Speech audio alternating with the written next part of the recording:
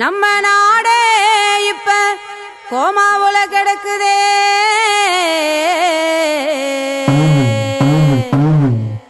விவசாயி ஏதும் கேட்டா அவங்க கோவணத்தை உருவுறான்.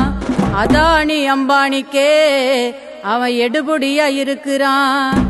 வேலையில்லா திண்டாட்டம் நம்ம தலைமையில மிதிக்குதே.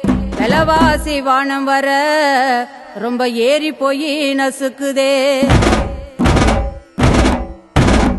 படிக்கிற புள்ளைங்களை அந்த நீட்டை காட்டி மிரட்டுறான். நல்ல கல்வி தாரோமுன்னு அவன் திருட்டு மொழி முழிக்கிறான்.